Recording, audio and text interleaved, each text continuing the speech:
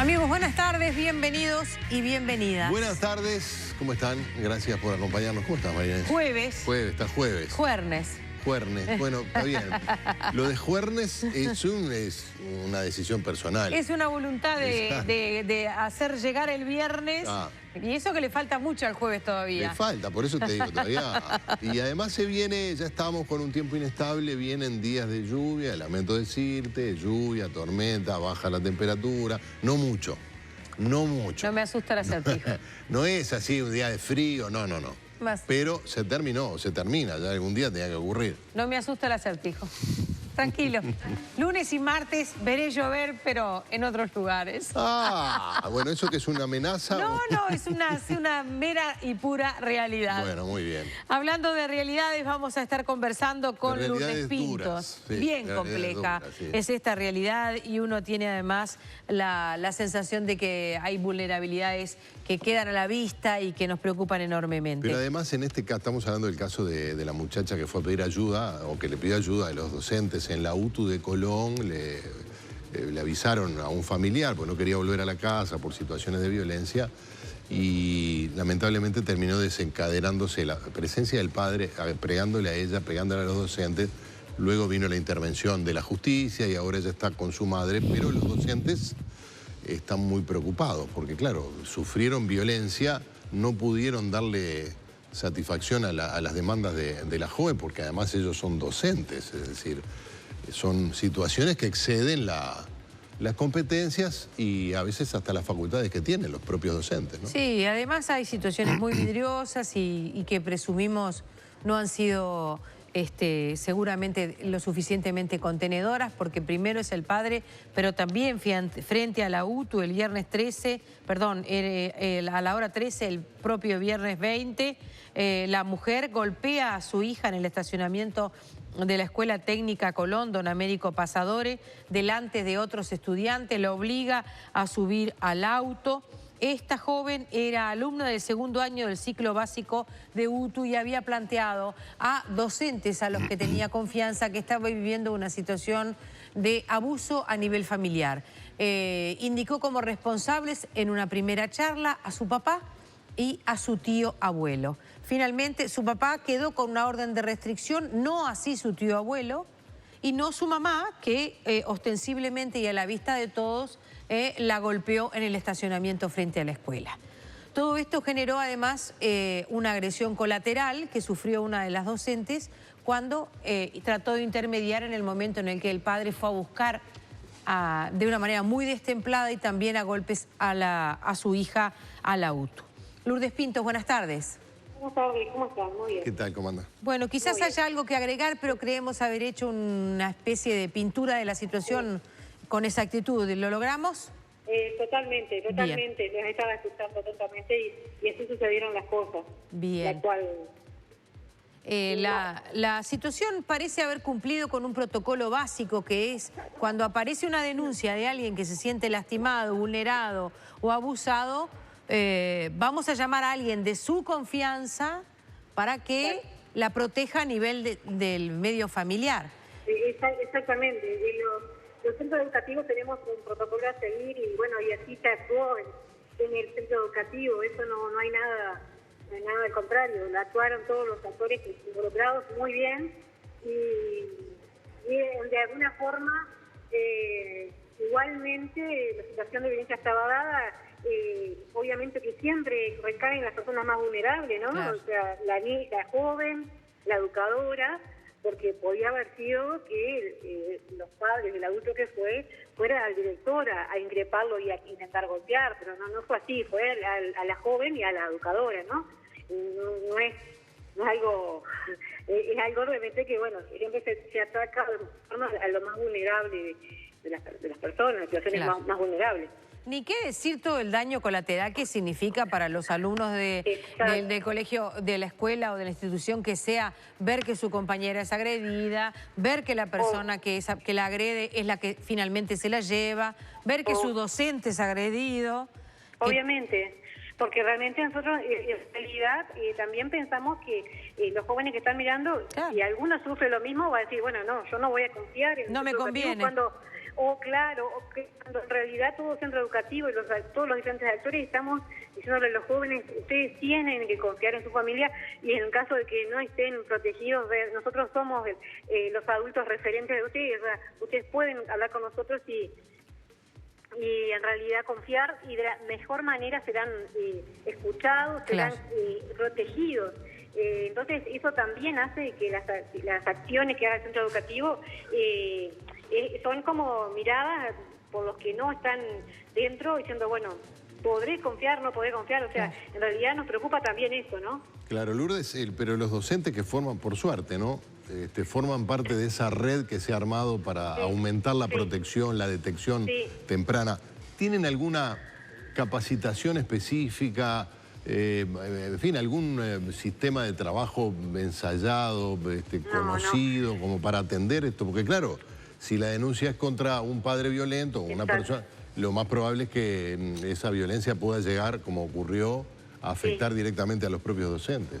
Exactamente, no, en realidad eso es lo que estábamos hablando como sindicato, que los compañeros, por suerte la situación estuvo bastante cuidada, protegida del sindicato, acompañando a la comunidad, y hubieron compañeros que estuvieron siempre con ellos y desde el sindicato, ¿no? Inclusive el abogado del sindicato protegiendo a la funcionaria, pero en realidad no hace falta una preparación a la situación actual donde estamos recibiendo a nuestros jóvenes, ¿no? Donde no somos algo aislado, la educación está justamente siendo parte de un contexto que no es ajeno a la sociedad y lo que está viendo la sociedad como violencia. Entonces es así que los docentes y el equipo interno de las escuelas se hace sumamente necesario tener justamente, trabajar en los protocolos, trabajar juntos, pensando, bueno, que estamos muy desprotegidos y que en realidad como enseñanza, como educación, tenemos algunas cosas como protocolos, pero siempre cuando suceden estas cosas, las comunidades educativas están y actúan, bueno, en la medida de sus posibilidades.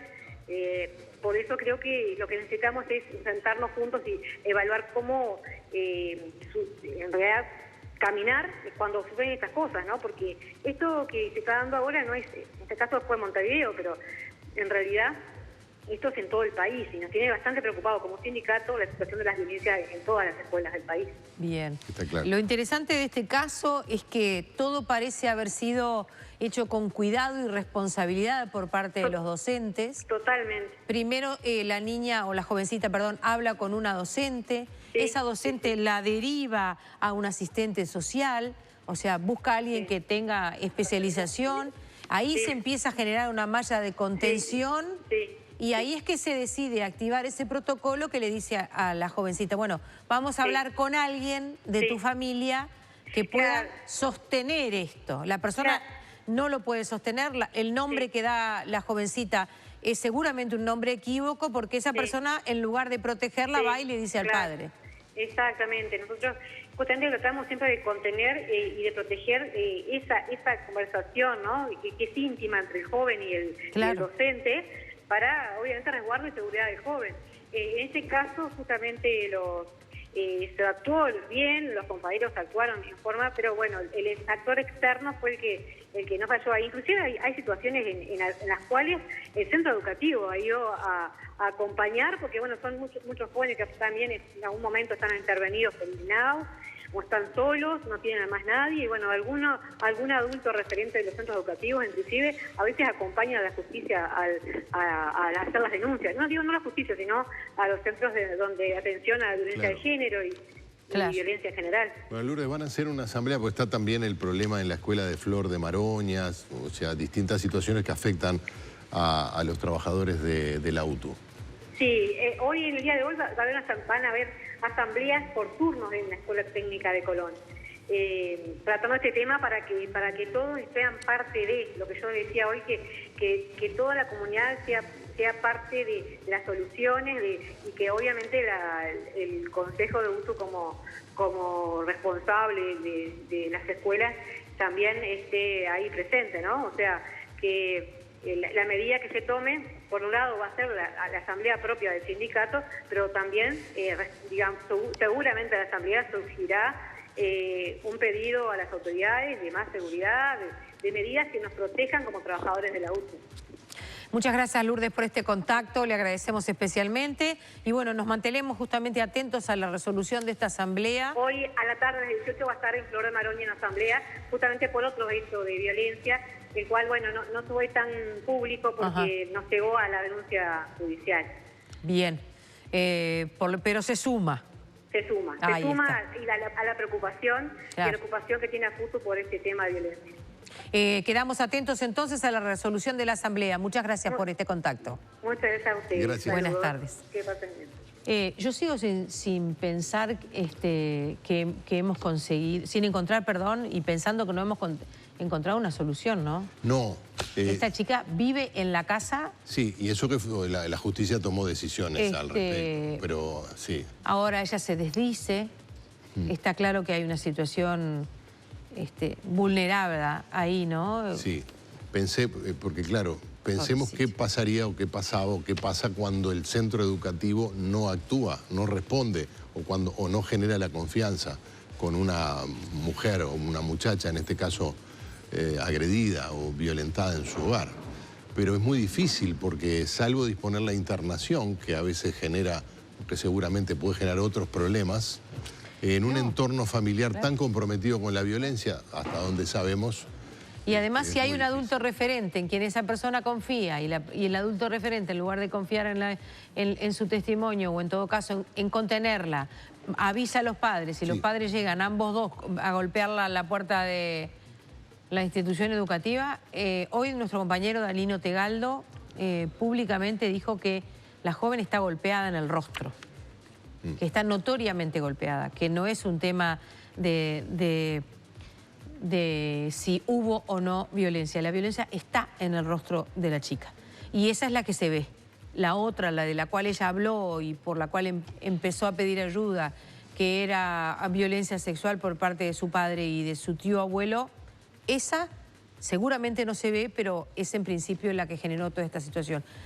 Es muy difícil pensar que esa chiquilina no crea que el mundo... Es así, que todo es así. Claro, es por un eso lugar muy importante, inhóspito, ¿no? Por eso ella interpretó que los docentes, el centro educativo donde asistía, eran adultos, como decía Lourdes Pinto, que le merecían confianza a tal punto de contar este tipo de cosas. Pero claro, no había un entorno. Cuando le dicen a alguien en cual confiara, pues da la impresión de que no hubiera nadie a mano para ella, ¿no? Estaremos atentos a estas situaciones. Mientras tanto, vamos a darle la entrada a Magdalena Correa. Es nuestra compañera que desde el móvil está en el día de hoy en las oficinas comerciales de UTE. Las de aquí de Montevideo se encuentran ocupadas en la jornada de hoy en una movilización que abarca todo el país. Bienvenida. Marinés, buenas tardes. La que está ocupada el día de hoy, que es la primera seguramente de una serie de ocupaciones, es la que está ubicada en el centro de Montevideo. Hablamos de la esquina de Mercedes y Paraguay. Desde temprano están ocupando los trabajadores en reclamo de diferentes aspectos. Por ejemplo, los recortes presupuestales es uno de estos aspectos. Estamos con el presidente del sindicato de funcionarios de UTE, de AUTE, Sebastián Herrera, a quien le agradecemos estos minutos. Recién planteamos que hay una plataforma reivindicativa y uno de los aspectos son los recortes presupuestales. ¿Qué tiene para decir el sindicato de la agrupación de funcionarios al respecto? Bien, muchas gracias por el espacio. Primero que nada, buenas tardes a todos. Nosotros entendemos que los recortes presupuestales están destrozando literalmente a UTE. Y en ese sentido han propiciado el avance de las privatizaciones en UTE por, digamos, imponiendo la lógica del lucro y del negocio con la energía eléctrica por encima de ser garante del acceso a un derecho humano fundamental como es la energía eléctrica. Eso es un problema. El segundo problema es que han arrebasado con todo tipo de acuerdo que había con el sindicato y que hoy no se generan las condiciones para poder cumplir con esos compromisos y esos acuerdos. Y como tercer aspecto, que están comprometiendo a futuro la propia calidad del servicio, ¿no? Acá el servicio de energía eléctrica, si esto sigue así, no se va a poder atender en las mismas condiciones que hasta el día de hoy. ¿A qué se hace referencia concretamente con ese panorama? Y bueno, con que ha habido dificultad en cuanto a que los recortes presupuestales se ponen por encima de todas las cosas, entonces vos tenés que reducir costos aún aunque el precio sea que no ingresa personal o que tenés menos recursos económicos para llevar adelante la gestión. ¿Al día de hoy faltan funcionarios? Claro, al día de hoy faltan funcionarios, están faltando, de acuerdo a los acuerdos que hay firmado con el sindicato, están faltando casi 2.000 trabajadores en la plantilla de UTE. ¿Qué pasa con la negociación colectiva, que es otro de los aspectos que manejan ustedes? Bueno, nosotros en relación a la negociación colectiva vemos con preocupación de que hay algunos puntos que se han transformado en obstáculos muy grandes en la negociación colectiva.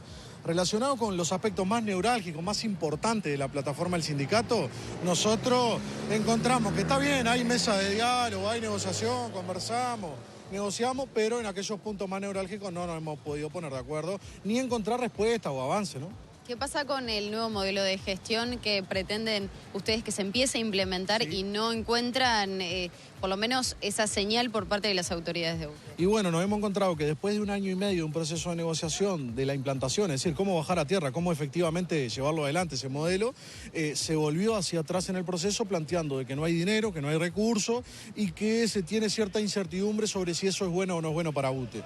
Nosotros entendemos 2 cosas, que hay dinero en UTE, y que es bueno para la UTE, que fortalecer esta UTE estatal y pública necesita de un nuevo cambio en el modelo de gestión y que por lo tanto hay que impulsarlo. ¿Qué pasa con las tarifas que ustedes denuncian que hoy por hoy los hogares, las familias están pagando el doble que, por ejemplo, cualquier empresa?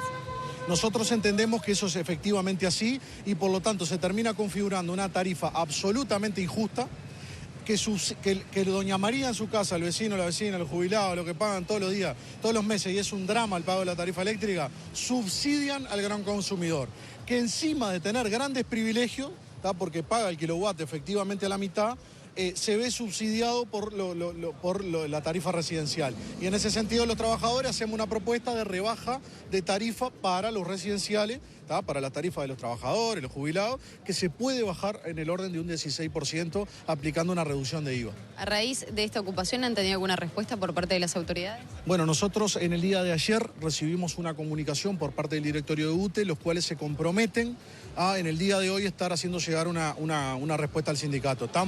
Realmente hay una ansiedad bárbara en los compañeros, esperando que esa respuesta llegue, porque la intención y la voluntad es sentarnos alrededor de una mesa y realmente construir acuerdos, ¿no? Nosotros decimos, nadie quiere más a la UTE que los trabajadores de UTE y no queremos tampoco darle la espalda al pueblo y tener que llegar a estas cosas. Pero bueno, cuando no encontramos los caminos de diálogo, a los trabajadores a veces no nos quedan alternativa que tomar medidas, ¿no? Herrera, le agradecemos estos minutos. Gracias a ustedes, saludos. Le recordamos a los televidentes que las oficinas comerciales están cerradas por este paro, está ocupada esta de Mercedes y Paraguay, ustedes verán que hay muchísimos funcionarios, y por otro lado tener en cuenta que el tránsito de alguna manera está afectado aquí en la zona, así que a tomar las precauciones del caso, porque recién escuchábamos algunos bocinazos, algunos cruces con luz roja. Desde aquí nos despedimos, compartimos una breve pausa y hay más para seguir repasando la tarde en casa.